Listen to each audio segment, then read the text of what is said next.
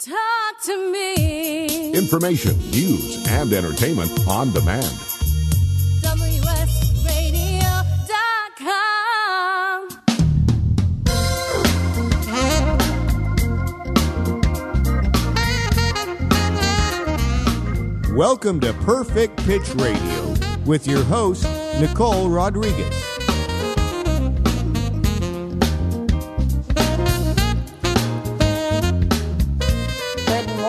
Everyone. Welcome to Perfect Pitch. I'm your host, Nicole Rodrigues, also CEO and founder of NRPR Group. I am so excited about today's show. Always excited about our shows, actually. For those of you who are brand new and just joining us for the first time, I always like to let everyone know exactly what Perfect Pitch was created for. And it was created to help PR and marketing pros really step up their game when it comes to best practices.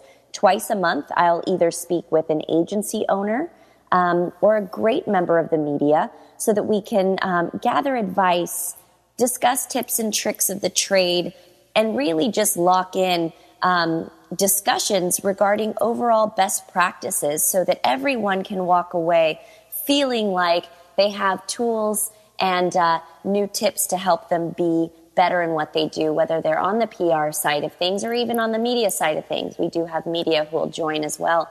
So this is just overall a show that we hope everyone can, take notes on, walk away a little bit smarter and feeling a little bit more confident about what it is you're doing. And so today I am very excited to welcome a guest, Laura Dunn. And Laura, we've been trying to get you on the show for a while. I'm so happy that you're here.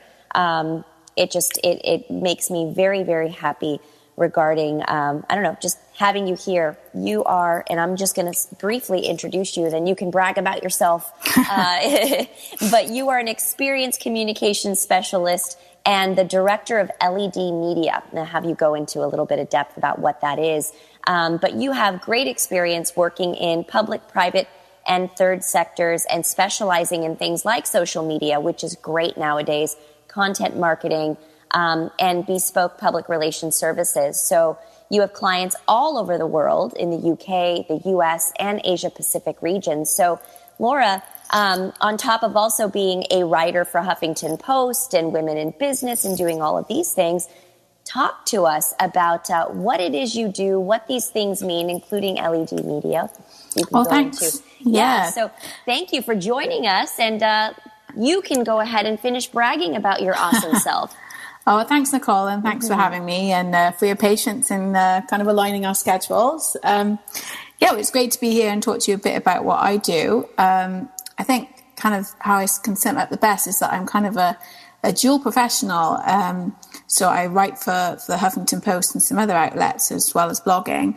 But I also run LED Media, which is a digital comms company. And like you say, I specialize in social media, content marketing, and some bespoke PR. And I started my business 2 years ago now, the age of 25. It was something I'd been thinking about doing for a long time. I'd always loved creating content and communicating with other people on social media. So I just took the plunge and went for it, really. So now, like you say, I work with clients here in the UK and in the US, primarily in the B2B tech, lifestyle, retail, luxury and health sectors. And I think really there's never been a more exciting time to be working in the digital side of things.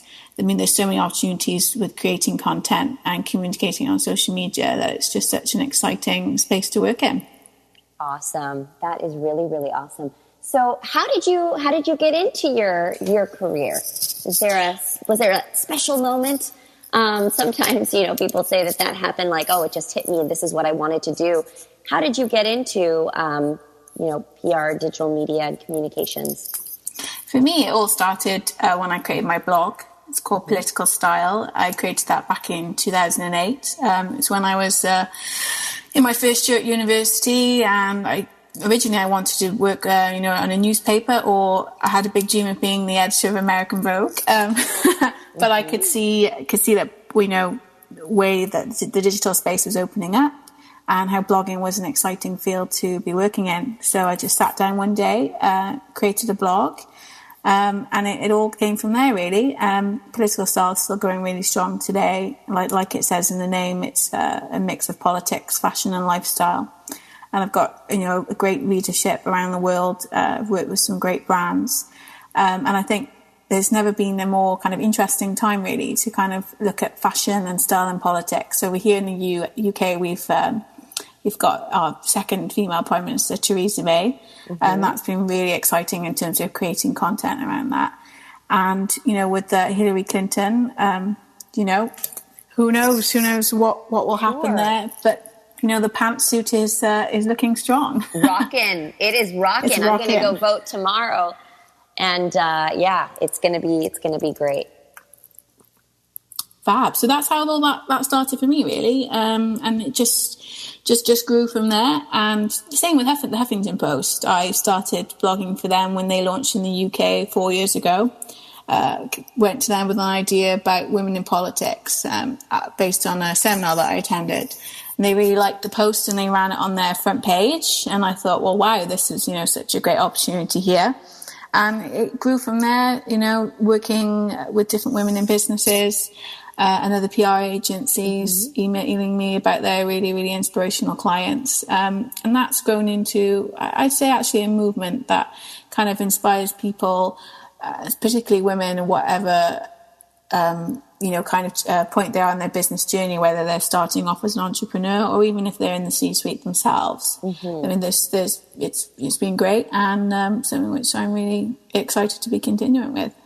That is awesome. Yeah, so good to hear.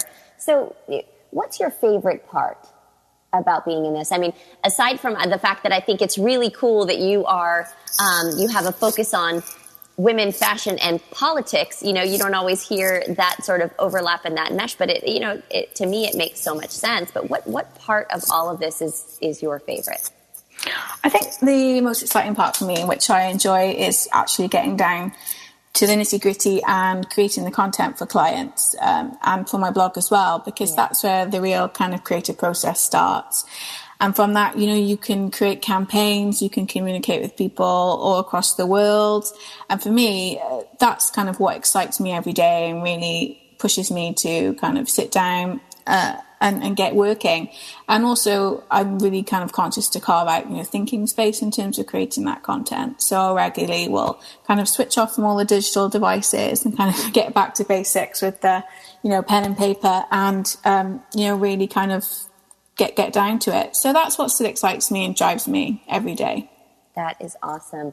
Do you have any future aspirations for just growing your company or expanding your blog? Well, for my blog, I'm actually working on a few kind of other business ideas at the moment, which are quite exciting. So I'd say watch this space. Okay.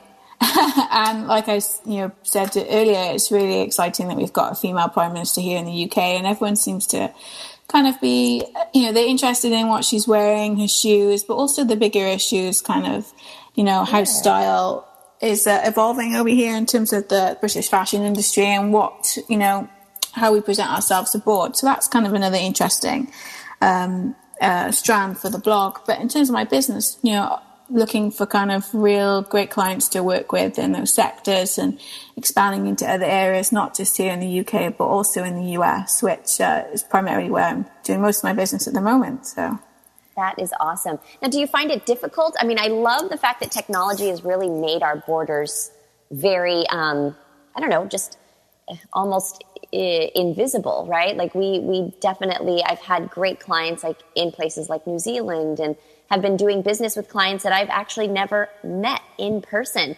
Do you find that it's because of technology, we're able to do this as communications pros? And how do you actually find these clients being, not based in the US? I think for me, technology, it's kind of revolutionized the way I do business. I wouldn't be able to do it without it. It's opened up so many barriers for me. I'm connecting with people that, I would never have had the opportunity to speak to. I mean, thanks to social media is how I'm talking to you today. So, it's really breaking down those barriers and making anything possible. So for me, in terms of finding my clients in the US, a lot of people will find me through the writing I do for HuffPost or through my blog. or for other outlets like BuzzFeed. And really just kind of like conversations go from there. But also, as you yourself know, you have to be proactive in your networking, especially online. Sure. And there's so many platforms that you have to be on, but it's how you utilize them to the best of your ability and how you connect with people. So for me, Twitter is great. That's kind of where I make a lot of my connections. But also on LinkedIn, I know some people might find that a bit stuffy, and obviously it's primarily for business and job searching. But that's really great. I'm finding that is another useful tool. But then also kind of the creative platforms like Instagram, they're really interesting in kind of getting in touch with brands, particularly fashion and lifestyle brands. Just by leaving a simple comment or sending them a message, that's another kind of really interesting stream for me to pick up business. Awesome. Yeah, we have about 30 seconds left before we go into our very first break, but I think this is really great. Everything that you're touching on in terms of the right tools online to be utilizing to expand your business.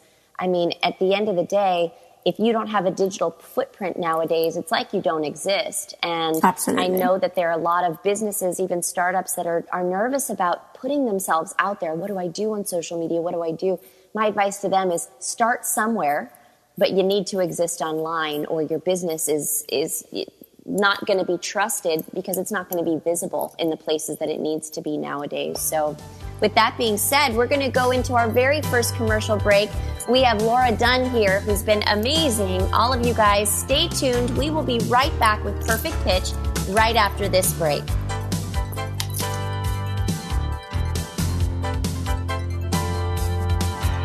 Talk to me. Information, news, and entertainment on demand. WSRadio.com.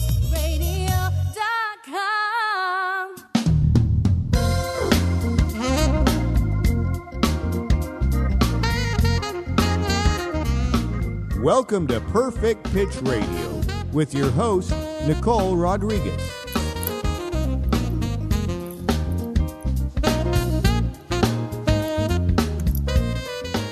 Awesome. Welcome back, everyone. Our first break is done, and we are going into this great interview that we have with our guest today on Perfect Pitch, Laura Dunn. Laura and I were just talking, actually, in the break about things that are just happening around the world, and paying attention to current events as business owners, as PR people, even as members of the media, because both of us we also write, while running our communications agencies, but really keeping our finger on the pulse of what's happening with things worldwide. Laura brought up a really great point that, paying attention to what's happening in politics in the world makes so much sense. And right now it makes sense for her to focus on bringing in U.S.-focused clients. Who knows with, our elections, how things are going to shift and change. But hopefully things continue to be good and fruitful here in the U.S., Laura. But, we were also talking about plans for next year, and, it never ends. So, Laura, with that being said, I think it'd be great for everyone to sort of hear in terms of when you're looking for opportunities just to pitch your clients, even understanding what's happening around the world, especially with your sort of focus, right? Fashion, politics. How does that all sort of play together when you're thinking about it from your client's perspective and even the media's perspective when you're pitching? I think the number one tip I give for that question is always be proactive. So kind of think about the next steps and what you can anticipate might be happening in the future. Kind of sounds like a bit of a willy statement, but really, having a good brainstorm session and writing down possibilities, linked to current events to see how you can, what opportunities you can make and which kind of outlets or journalists would be interested in stories. So that's kind of the approach I take. I take that with my blog, kind of stories that I'm working on at the moment. Think about how would this, in terms of different events that are coming up in the future or announcements, political announcements, economic announcements, what kind of story angles can I pitch and who would be interested in it? So always keeping up to date with the news and trying to stay one step ahead is kind of some advice I'd offer there. Awesome. Yeah, that's always, I think, a rule of thumb when you're in PR. Trying to stay 2 steps ahead, as hard as it might be, is really the key to success. You know, in order to pitch the media, we need to be reading what's happening around the world, even if it's just a quick hour every day. You need to just make sure that you're informed so that you can think strategically and think ahead of time. Is there a particular time or example or story that you can share with us where that really actually came in handy, Laura? Yeah, well, I talk about my blog, actually, and I've been working on something today in terms of kind of an exclusive interview I've done with the shoe designer. And our Prime Minister has worn several pairs of her shoes, and this really cool designer has designed some new ones in her honour. So it's about, proactively thinking, how can we link this to stories that are coming up in terms of her fashion and her style. So I've been working on that today, contacting some of the major kind of newspapers over here and digital platforms. And it's been kind of a few days in the planning. So fingers crossed that they'll like kind of the angle I've pitched them. I'd say watch your space for this. And if viewers want to look at my Twitter feed to see if there's been any success. Right. That's funny. Very good. So, and then in terms of, say, relationships that you've built with the media, has just being a proactive thinker and thinking 2 steps ahead, has that really helped you to create any specific or special bonds with media who know that you are on top of things and always giving them timely sort of angles? Yeah, I mean, there's a few kind of US outlets that I, will regularly send stuff to with clients. And I think kind of the way I've approached it there is actually reaching out to them on Twitter and not being afraid to kind of send little messages ahead of time, set up story angles. There's a project I've been working on the past couple of months, a political project with MPs, kind of seeing how they use tech and social media. So again, I've reached out to journalists to kind of say this report will be coming out soon. It might be interesting to you, and kind of piquing their interest now, so you've got them ready for when the story breaks, that they're kind of in there, they're interested, and they'll file the story about it. Awesome. But anyone in particular, any specific media? I don't want to give away my little tips. If I do shout outs, I'll be here all day. So, but a good mix, certainly.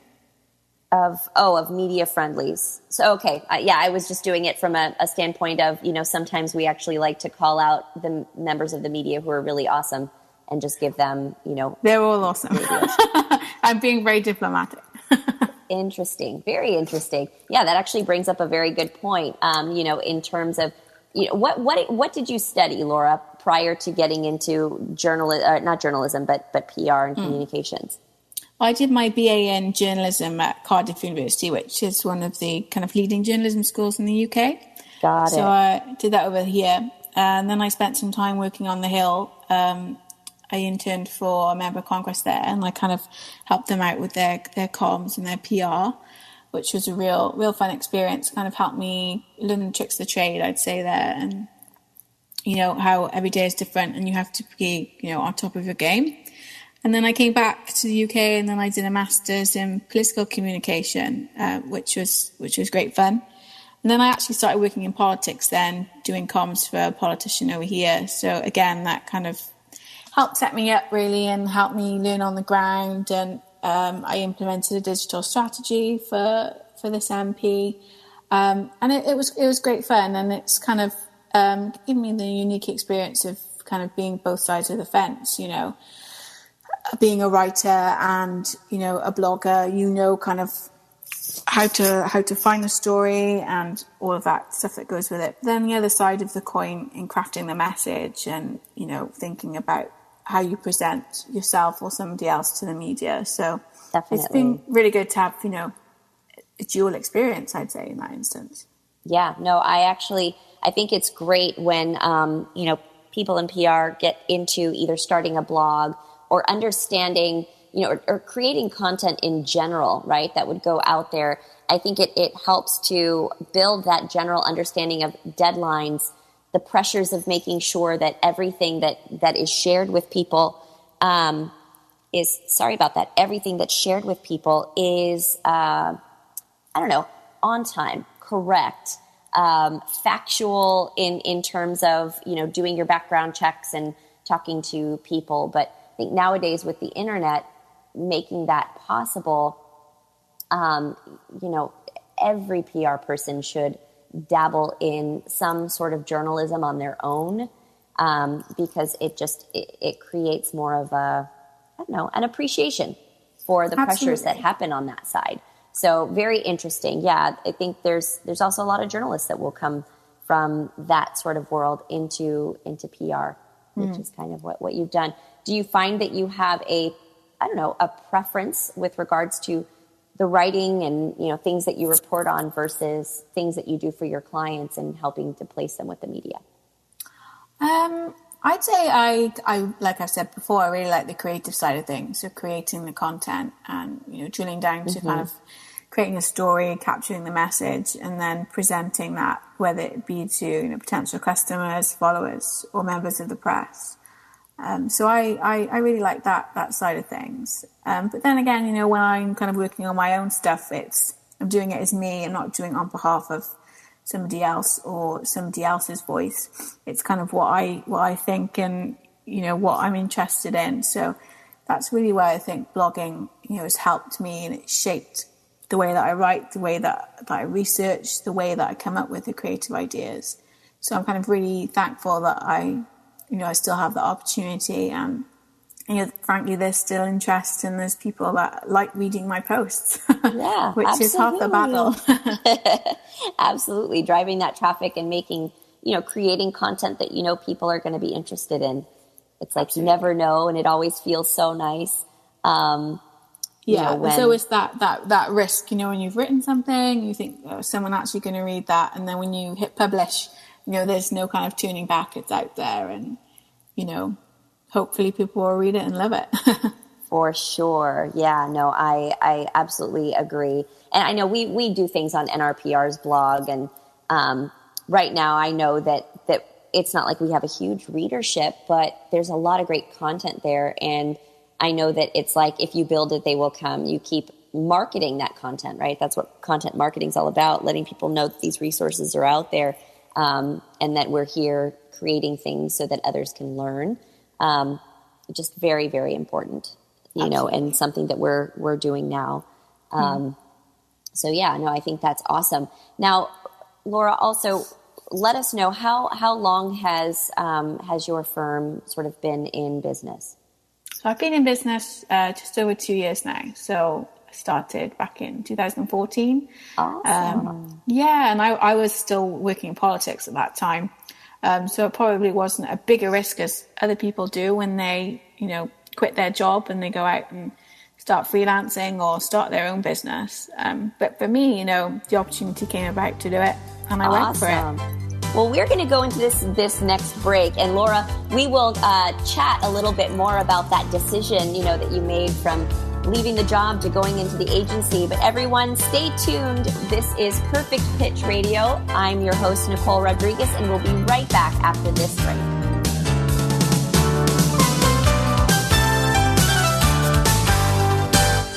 Talk to me. Information, news, and entertainment on demand.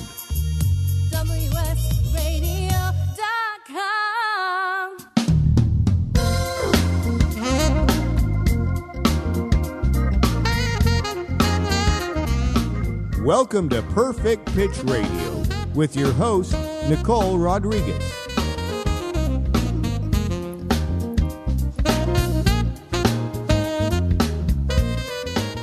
Welcome back, everyone. First half of the show, done and gone. For those of you who missed the first half, I introduced our awesome guest, Laura Dunn, who's been chatting with us from overseas, letting us know, how she sort of got into the world of PR from her political sort of journalism background. And now she's just doing amazing things, covering fashion and politics, which I think is fascinating, especially with, the women leadership now really being prominent around the world. And, as us ladies do, we pay attention to our fashion. So nice to know that people like Laura also recognize that and give us sort of more places to go and read about things like that. She writes for places like Huffington Post and more. So yes, we are excited about today's Perfect Pitch guest. And right before the break, Laura was just talking to us about how she started her agency probably around the same time as NRPR Group, which is awesome. So sort of later in 2014.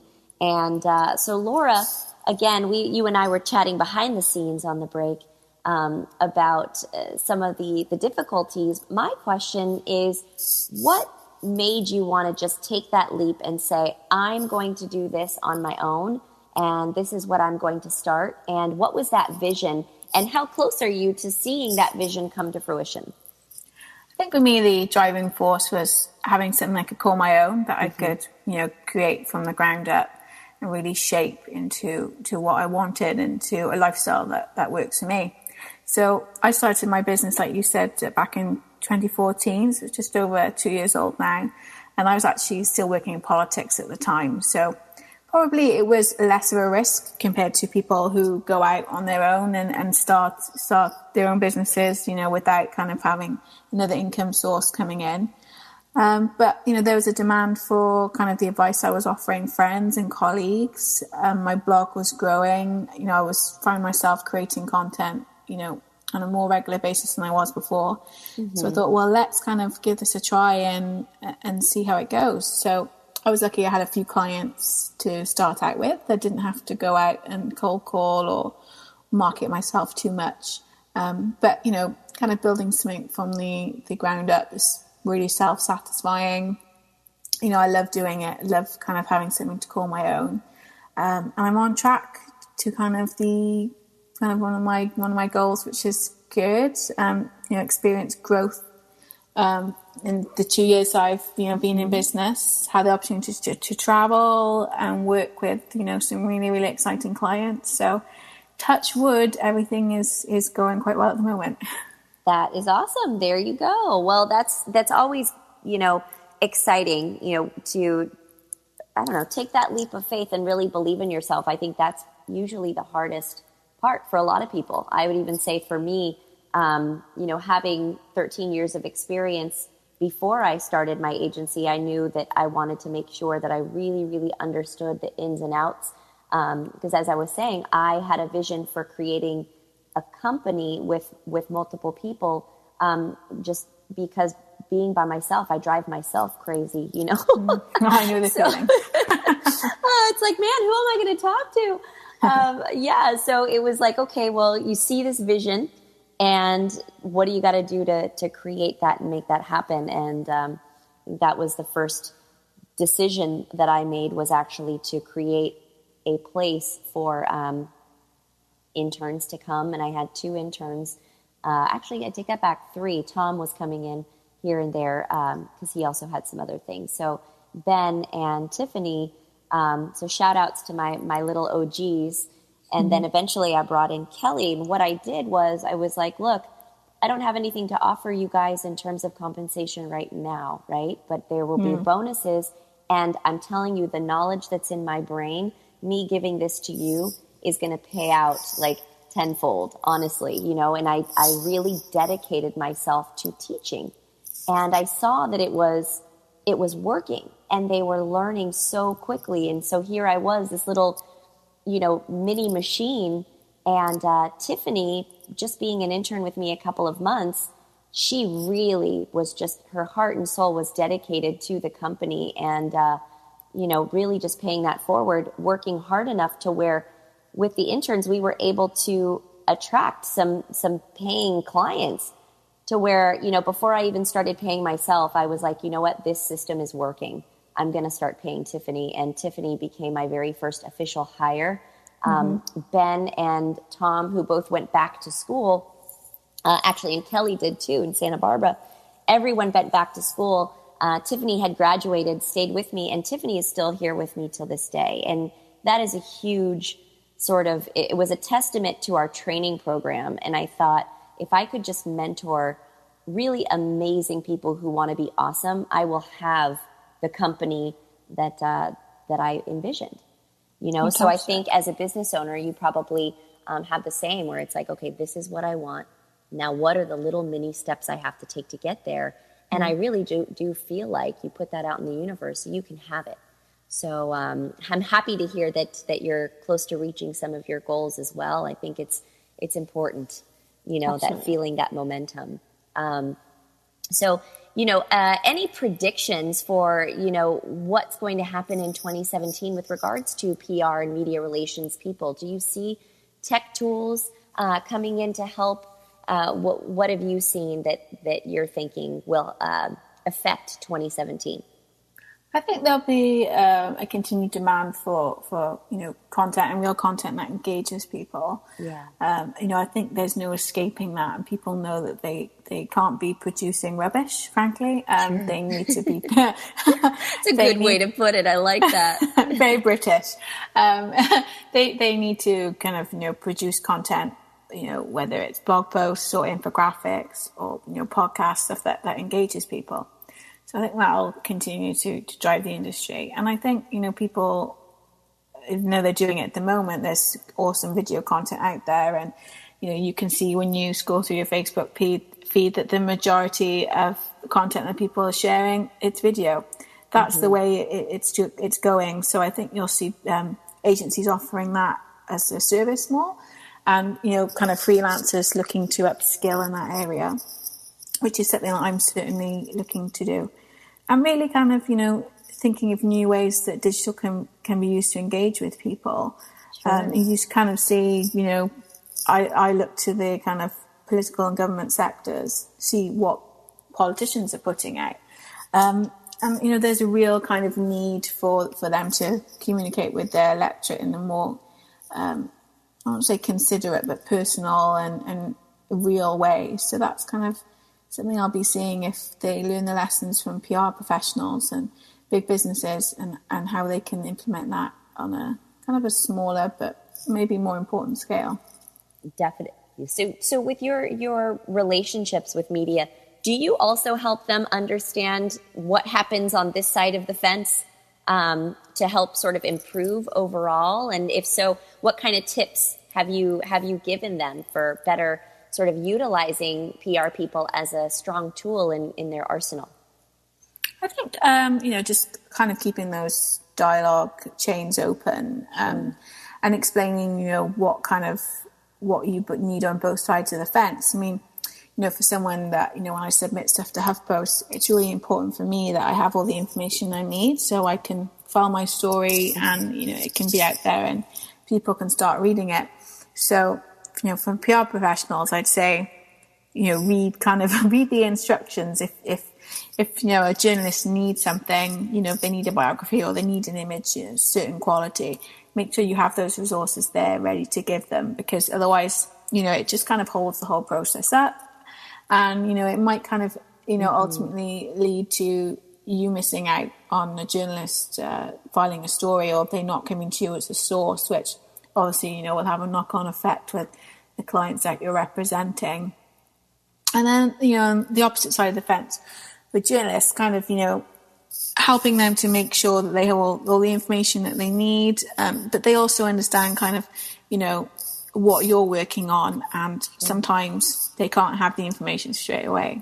So it's kind of, it works both ways, relationship. So I'm quite lucky that, I've got experience in both, and I understand how it works, and I can use that experience, when I've got either the writer hat on or the PR hat on. Sure. Yeah, that's awesome. Now, do you have friends that you sort of met during your time in journalism that you also work with now, and how important are those relationships to you now? Yeah, so when I was in university it was him who actually kind of helped me start writing for HuffPost. So will always be grateful to him for that kind of opportunity. And then there's others, that I worked on, like the university newspaper, who I've pitched stories to. and they've helped out with connections. So, really kind of keeping in touch with people from, each different part of your life is so, so important. Sure. And, you shouldn't lose touch with these people, even if it's just a friendly tweet now and then, or kind of searching them out on LinkedIn. It's really important to stay in touch and, find out what they're working on and if there's anything that you can help each other out on. Definitely. Yeah, I tell the same thing to my team members. We're going to go into a break in about 30 seconds, but I think really understanding that no matter where you are in your phase of your career, those relationships and memories will always follow you, and I think if people have a good experience working with you, no matter where that is, wherever you go, that person will be a resource and, hopefully a cheerleader for you whenever you may need a reference or you may need a favor, you may need something to happen. So, I just, I don't know how else to put it, but I'm like, look, don't be an a-hole, and people will remember that, and you'll be able to have a happier career because you'll be able to tap your resources a lot more. Absolutely. Very straightforward. But anyway, with that being said, we're going into our next break. Everyone stay tuned. You will be able to listen to more of Laura and I talk about best practices and tips for PR and even media when we're back from this break. You're listening to Perfect Pitch Radio. I'm your host, Nicole Rodrigues.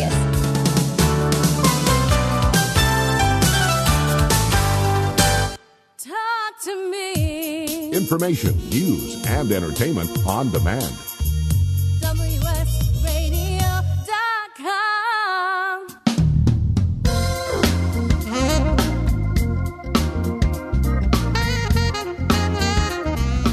Welcome to Perfect Pitch Radio with your host, Nicole Rodrigues.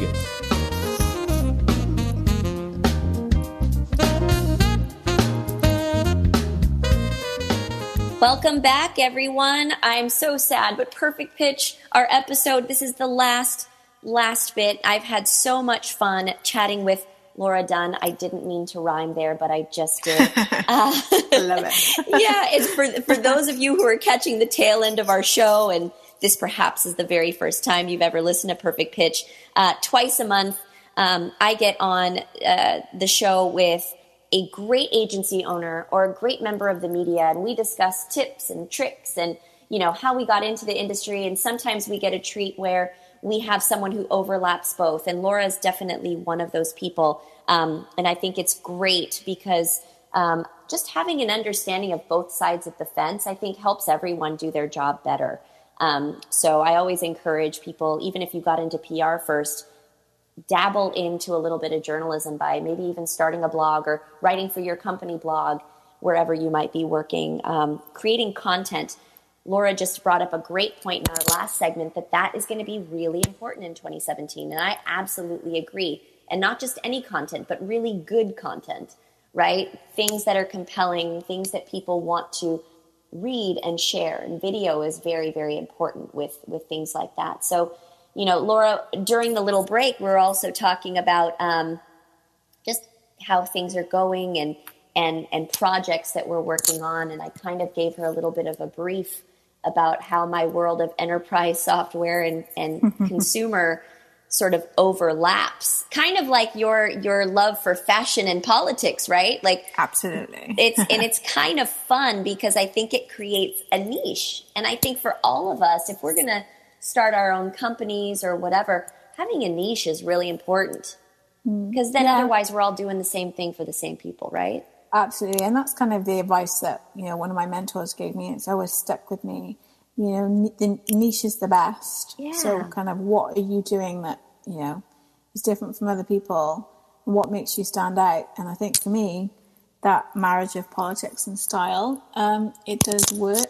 That, there's a natural synergy there and people are interested in it. So I agree. Lots of fun. And I think the other thing too is, I think that how do I put this? I don't want to offend anyone, but men in politics, it's not you didn't hear a lot about all of their pantsuits and all of that stuff. So I think it's kind of awesome that with women getting more into politics, that it's not just what was Princess Diana wearing, who, she's just amazing, right? And she was just a style icon. Same thing with Jackie O. But the women who are the actual leaders now coming in and being prime minister, being president, I think it's really, really awesome to sort of highlight them as these great role models and fashion icons, right? Like, absolutely. So and I think it's how, and how does that kind of relate to the real world and the voter? Yeah. I mean, obviously some of our politicians have, dress from really big budgets, and some keep it real and they kind of shop on the high street, like in the UK. It's about what can you kind of take away, what inspires you from what they're wearing that you can kind of replicate on your own budget, and for what you feel comfortable in and what's appropriate for the role you do. And I think that's, kind of where the public interest is. And that's certainly the feedback I've had from my readers. They're interested in, yes, what kind of pair of shoes is Theresa May wearing, or what pantsuit is Hillary Clinton wearing? But where can I get that on a budget that works for me, and a shop that, caters to my needs? So certainly there's that demand there. Do you also see that with, fashion, with, how you wear things or what you wear sometimes reflects what's going on the inside too, right? With that confidence and all of that. So how do you work that into, your writing and sharing that with your audience? Do you also help them see, state of mind with where you're, or what you're wearing? I kind of think about my own personal experience when it comes to that. I mean, I frequently do public speaking. I'm doing something next week for Women's Entrepreneur Day. So, I haven't actually done my presentation yet, but I've already thought about what I'm going to wear. So what am I going to wear that makes me feel comfortable and confident, and that I can go up onto the stage and, kind of kick it out of the ballpark. So for me, that'll be wearing probably a pair of leopard print shoes. Just because it makes me feel fierce and in control. And I think, that's kind of what the normal person is looking for when they look at our political leaders. What are the messages they're sending out with their clothing? There's been kind of lots of stuff in the press over here about Theresa May's shoes. Why is she wearing a pair of loafers that have got studs on them? Probably because she likes them. But, maybe she wanted to feel that little bit more fierce that day and kind of show people that she's boss. I think it's the same with Hillary with her pantsuits, it's something that's synonymous with her public image. And it's probably kind of, her armor in many ways, and, what makes her stand out from the crowd and feel like she's in control. So absolutely. A lot of psychology going on there. Absolutely. Yeah. And I honestly, I think that, depending on, again, what happens politically on the U.S. side with, our president, I really think that pantsuits need to become hotter and cooler. I know Absolutely. That it's something that I, for the longest time, stayed away from, because I just never found a pantsuit that really made me feel sexy and fierce at the same time. That didn't cost a fortune, because, the designers know how to cut it just right. Absolutely. To make sure that it's like it fits in all the right places. And, oh man, so hopefully that will inspire a lot more designers to just really, create more fierce pantsuits that don't cost $5,000, Yeah. Hillary, help us out on that. Right, exactly. So, with just a few more minutes left, is there anything that you want to touch on? Any advice that you would give, PR people or even media people in terms of how we work together, or how we should be working together in the future? I think from both sides of the spectrum, really focus on building your online presence. Mm-hmm. So whether that's, being on social media platforms that work for you and where your audience are, or having a digital portfolio. I mean, that's particularly important if you're a journalist, so you can display your clips, and reach out to other people for your work. But also if you're a PR professional, think of creative outside the box ways you can display your work, campaigns you've worked on, maybe different agencies you've worked with. And that's particularly important as well if you're a freelancer. You kind of have to be top of your A game with your digital presence. Absolutely. And yeah, I mean, we have about a minute left. I want people to know where they can find you, learn more about you, read your awesome stuff.